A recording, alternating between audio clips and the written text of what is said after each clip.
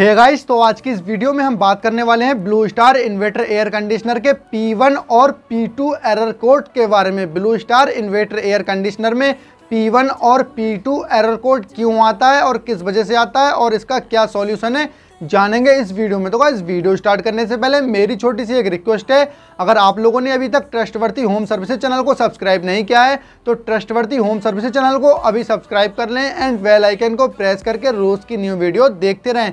तो गाइस, आपका ज़्यादा टाइम ना लेते हुए वीडियो को स्टार्ट करते हैं। तो हम बात कर रहे थे blue star inverter air conditioner में P1 और P2 एरर कोड क्यों आता है और किस लिए आता है और इसका क्या सॉल्यूशन है। तो गाइस, मैं आपको स्टेप बाय स्टेप बताऊंगा, मेरे पॉइंटों को आपको फॉलो करना है, आपकी प्रॉब्लम 100% सॉल्व हो जाएगी। तो गाइस, मैं आपको सबसे पहले ये बता दूं, आप एसी को रिमोट से ऑफ करें और रिमोट से ऑफ करने के बाद में फिर जो आपका स्विच है या फिर MCB है, जहाँ से भी आप एसी को सप्लाई देते हैं वहाँ से आप ऑफ कर दें।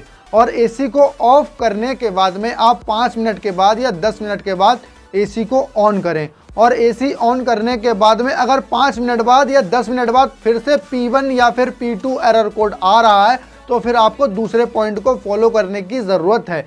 और अगर आपका एरर कोड नहीं आया 5 मिनट बाद, 10 मिनट बाद, 20 मिनट बाद, तो समझ लेना आपकी प्रॉब्लम यहीं पर सॉल्व हो चुकी है।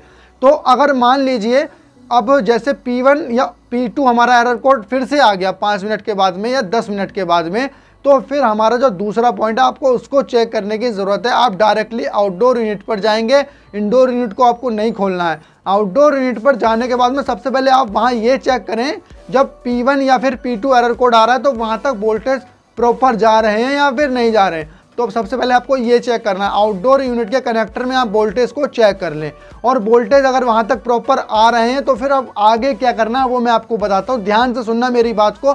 आपको सिर्फ ये चेक करना है, जो हमारा UVW कनेक्शन होते हैं, कंप्रेसर के जो कनेक्शन होते हैं, हमें उसको चेक करना है कहीं कनेक्शन गलत तो नहीं है, या फिर जो हमारी वायर है UVW वाली उनमें से कोई वायर कट तो नहीं गई है, जल तो नहीं गई है। किसी भी रीजन से वायर कट गई है या फिर जल गई है तो उस रीजन से भी हमें P1 या P2 एरर कोड देखने को मिलता है। तो आपको उसको चेक करना पड़ेगा PCB कार्ड से, जो हमारी UVW निकलती है और कंप्रेसर तक जाती है, लेकिन उसके बीच में हमारा एक जैक होता है, उस जैक को भी चेक करना है आपको, कहीं जैक लूज तो नहीं हो गया है, कहीं उस रीजन से भी P1 और P2 एरर कोड आता है। तो आप जैक को निकाल के अगर उसमें धूल डस्ट वगैरह है तो उसको साफ करके दोबारा चला के देखें, आपका एरर कोड हट जाएगा। बट गाइस, इतना करने के बाद भी अगर एरर कोड नहीं हट रहा है तो फिर आपको सिर्फ एक ये जरूर मेरी बात ध्यान रखना, बहुत ध्यान से सुनना।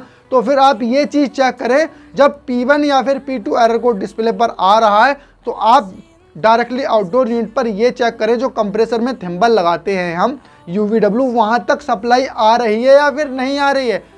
मतलब PCB कार्ड कंप्रेसर को सप्लाई दे रहा है या फिर नहीं दे रहा है। कभी कभी ऐसा होता है कि हमारा जो PCB कार्ड है कंप्रेसर को सप्लाई नहीं देता, तो उस रीजन से भी हमारा जो है PCB कार्ड ख़राब हो जाता है, तो उस रीजन से भी P1 और P2 एरर कोड देखने को मिलता है। तो आप सबसे पहले ये चेक करें कि कंप्रेसर तक सप्लाई जा रही है या फिर नहीं जा रही। अगर कंप्रेसर तक सप्लाई पहुंच रही है तो फिर आपका आउटडोर का जो PCB कार्ड है वो ठीक है, फिर आपका कंप्रेसर ख़राब है तो आपको कंप्रेसर को रिप्लेस करना पड़ जाएगा, आपको उसको चेंज करना पड़ जाएगा। वर्ड गाइस, उससे पहले आप ये भी चेक कर लें, कहीं कंप्रेसर को आप चेंज कर दें और पता चले कंप्रेसर सही था और PCB कार्ड ख़राब था, तो आपको पहले चेक करना है, कहीं आप कंप्रेसर को भी चेंज कर दें, उधर फिर PCB कार्ड को भी आपको चेंज कराना पड़े या रिपेयर कराना पड़े।